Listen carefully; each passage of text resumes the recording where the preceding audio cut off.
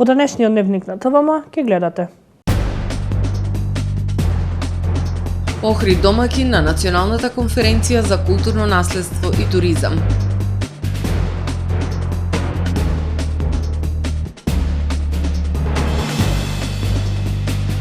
Наместо увоз на работна сила, потребна е стратегија за задржување на домашните работници.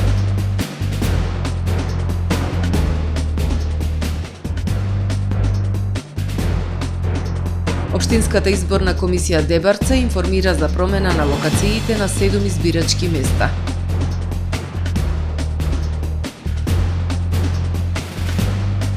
Поројни дождови во Обединетите Арапски Емирати, најголеми во последните 75 години. Ова беа кратките најави за денешниот дневник, кој започнува по временската прогноза. Останете со ТВМ.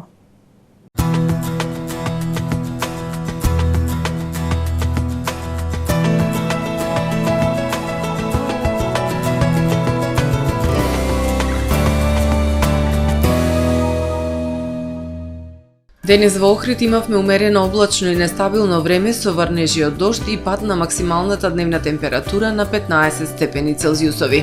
Во четврток во Централна Европа, на Апенинскиот и на Балканскиот полуостров ќе преовладува нестабилно време со врнежи од дожд. Врнежи од дожд се очекуваат и во источните и југоисточните предели од Европа, како и локално на британските острови.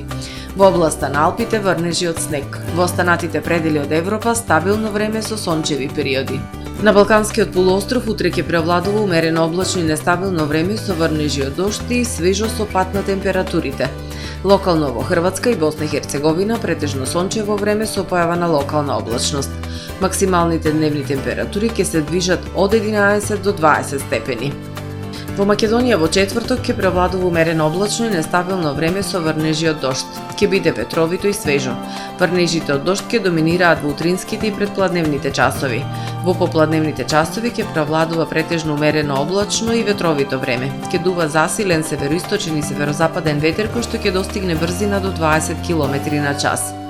Минималните температури ќе се движат во интервал од 0 до 9 степени, додека пак максималните дневни температури во Македонија утре ќе достигнат од 6 до 19 степени.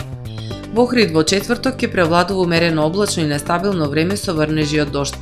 Минималната температура од 6 степени, додека пак дневната ќе достигне до 11 степени. Во Охрид во петок и сабота ќе преовладува умерено облачно и нестабилно време со услови за слаби и локални врнежи од дожд. Утринската температура од 5, односно 6 степени, додека пак максималната дневна температура ќе достигне до 11, односно до 14 степени. Во недела претежно облачно време со пообилни врнежи од дожд и дополнителен пад на температурите, минималната од 5 степени, а максималната само 7 степени Целзиусови. Трпе Инвест ви донесува метео на ТВМ.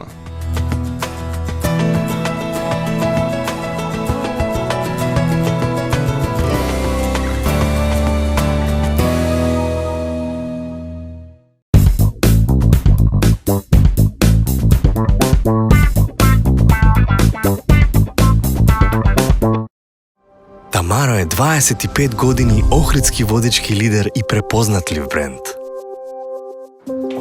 Обуките од менаџерскиот тим се доказ за максимална посветеност кон вработените. Тамаро Холдингот се грижи за организацијата и на време пренесените информации кои отсликуваат тимската работа. Секој успех на вработениот е успех и на компанијата. Маркетите располагаат со производи со висок квалитет од секакви брендови по одлични цени. Вкусните печива од Анабела пекарата се веќе омилен појадок на многу потрошувачи во Охрид. Анабела кујната услужува голем број на потрошувачи и компании.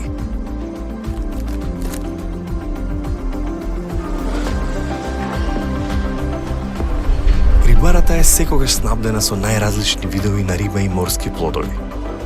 А месарниците располагаат со свежо месо и месни производи во секое време. Уживајте во својот охридски домакин. Тамаро, повеќе од маркет. Добре дојдовте во светот на Кармен Бау Центар. Во беспрекорно уреден продажен простор, купувањето во еден Бау Центар никогаш не било попријатно.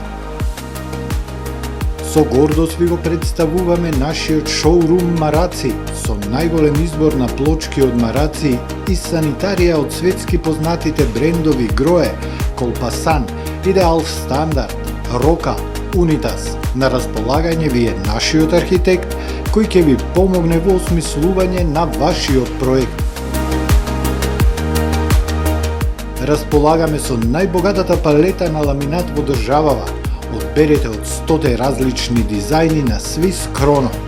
Покрај стандардниот избор на фасадните системи Knauf и Бекамент, ви нудиме богат избор на професионален алат на реномираните производители Bosch и Divol. Кармен Бауцентар на улица Железничка.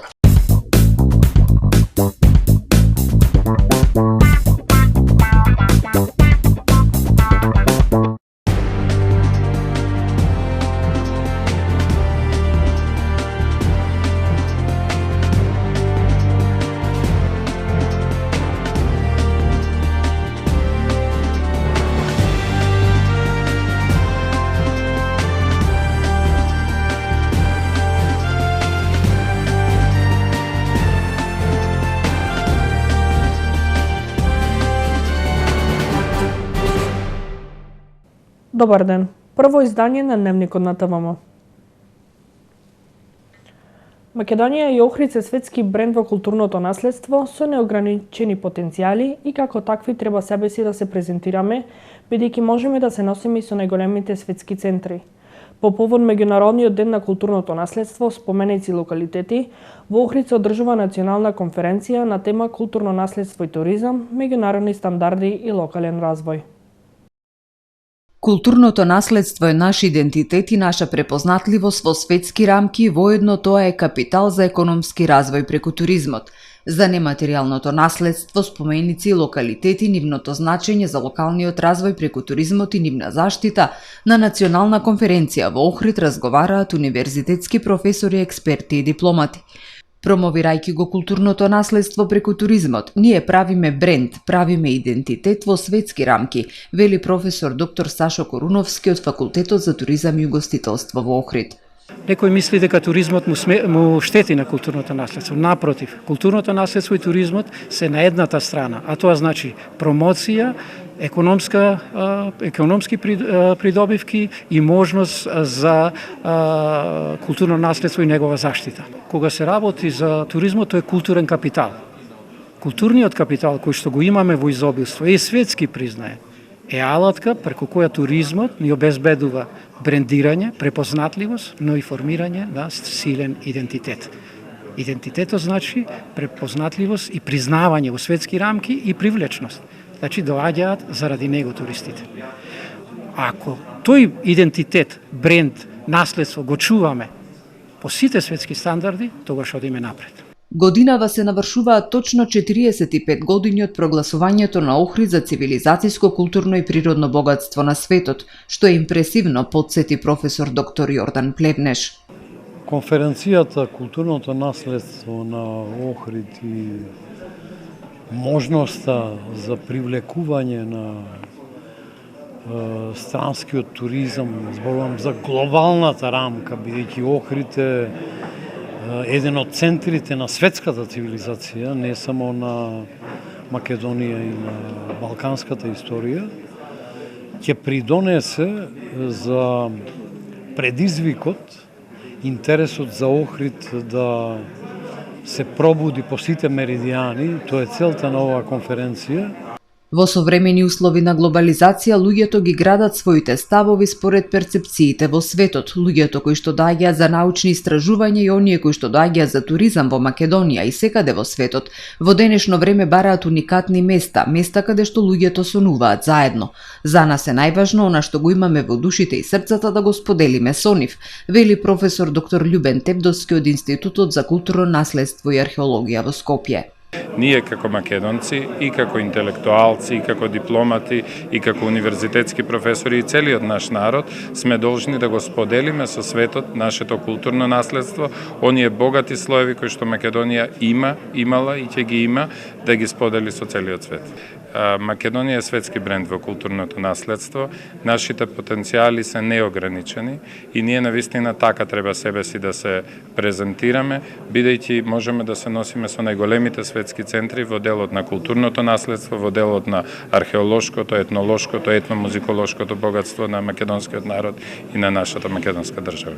Светското природно и културно наследство, признаено и заштитено од УНЕСКО, е чест, но и голема одговорност во пристапот на неговата заштита и одржливо управување, истакна меѓу другото во својот поздравен говор на конференцијата градоначалникот на Охрид Кирил Пецаков. Низ годините наназад, веројатно не би тврдел, меѓутоа веројатно сме се однесувале на начин на кој што не треба со тоа културно наследство кое што е признаено и заштитено од страна на УНЕСКО, сме се довеле до ситуации разни кои што би рекол дека ни донесоа предизвици кои што во овие неколку години, посебно од 2018 година навака, а би рекол со носењето на менаџмент планот од страна на УНЕСКО, поддржан од Советот на страна на општина Охрид и Министерството за транспорт и секако владата на Република Македонија, започнавме ги решаваме проблемите првично со урбанизирањето на самиот град Охрид, а понатаму и сите предизвици во однос на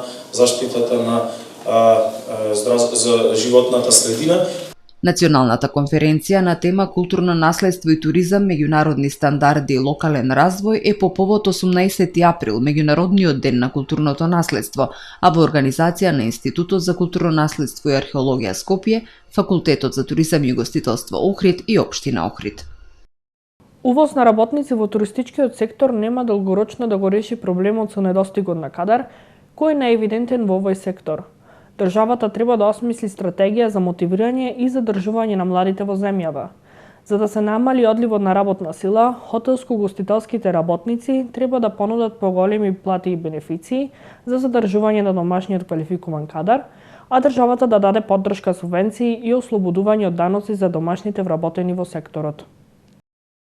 Наместо увоз на работна сила, потребна е стратегија за задржување на домашните работници. Според научната фела, увозот на работници во туристичкиот сектор нема долгорочно да го реши проблемот со недостигот на кадар, кој е наевидентен во туристичкиот сектор.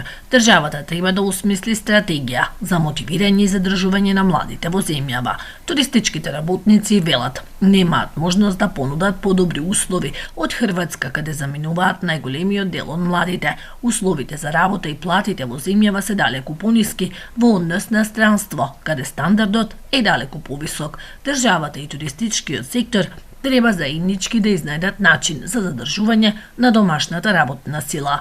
Сега можам да кажам дека ние имаме грешка во нашата стратегија. Тоа е долгорочен процес. Не направивме стратегија за работната сила и за младите. Останавме или дозволивме да ни заминат. Ке има нарушување во секој поглед, меѓутоа јас би апелирал и би сакал, и моја желба искрена е да ги задржиме нашите млади луѓе кои што се едуцираат да останат овде да работат, но и да ги вратиме оние кои што ни заминаа. Сведоци сме дека се увезува работна сила од земји кои што се невообичаени за нас, да кажем, од Непал, од Филипини. Се очекува за оваа сезона, еве конкретно во Охрид, да имаме работна сила од околу 700-800 луѓе кои што ќе ги заменат оние работни места кои што фалат во туристичкиот сектор. Во Охрид знаеме дека тоа е најголемата побарувачка за работна сила. Времето ќе биде најдобар показател на крајот дали имаме добра одлука или сме погрешиле. Увезените работници прифаќаат да работат за понудените услови. Платите им се движат од 350 до 500 евра, зависно од позицијата, но дали тие ќе останат во земјава не се знае. На самиот старт на сезоната не може ниту да се оцени колку туристичката индустрија ќе биде задоволна од увезениот кадар. Колку што имам информации, мислам дека нивните примања месечни ќе бидат приближно како и за локалните, работници, ако не и пониски, меѓутоа би кажал идентични. и затоа и сметам дека луѓето кои што доаѓаат кај нас тука да работат, мислам дека имаат многу пониски примања во нивните матични држави, па се одлучуваат да дојдат тука. Меѓутоа би напоменал дека сите оние кои што ќе дојдат кај нас во Македонија, не знам дали ќе останат до крај, сведоци сме дека некои користат како одскочна даска за да заминат во западноевропските земји. За да се намали одливот на работна сила, хотелско-угостителските работници треба да го одврзат кесето, да понудат поголеми плати и бенефиции за задржување на домашниот квалификуван кадар, а државата да даде поддршка, субвенции и ослободување од даноци за домашните вработени во секторот.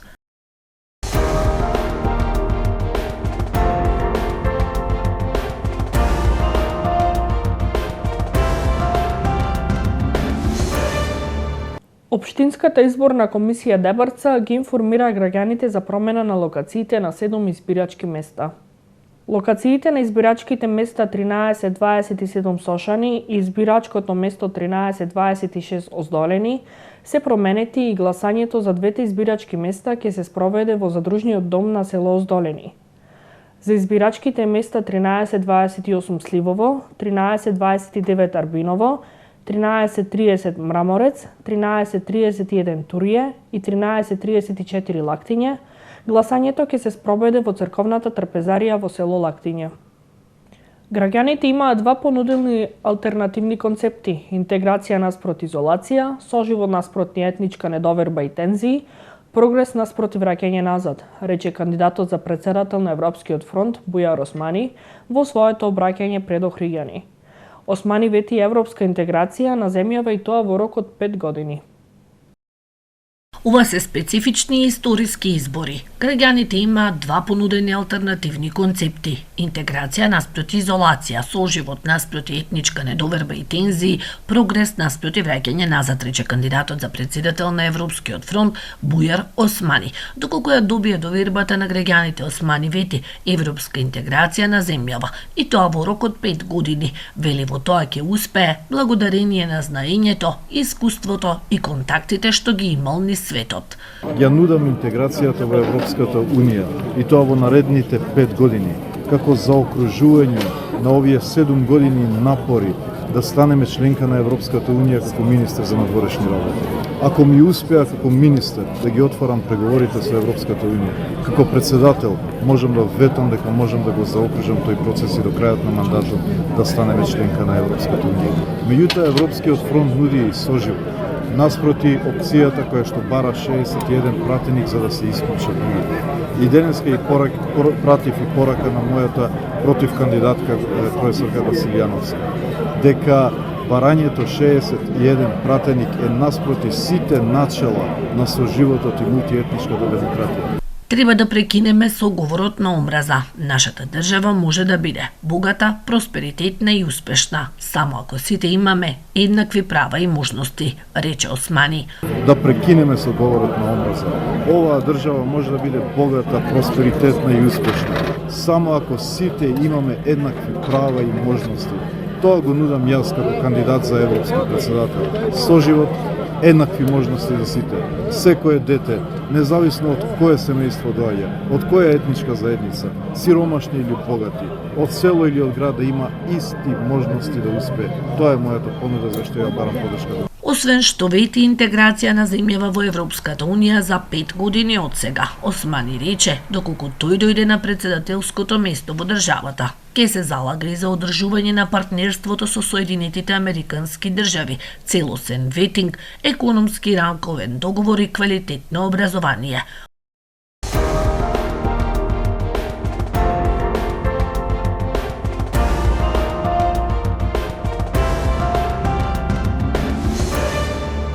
Во врска со вчерашниот пожар кој избувна во гостителски објект наспроти паркингот на градскиот пазар, денес увид на опожарениот објект изврши екипа од Крим техника при СВР Охрид.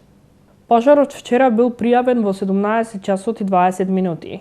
Според првичните информации, најпрво бил забележан чад и по пријава од граѓани веднаш пристигнале екипи на територијалната противпожарна единица Охрид.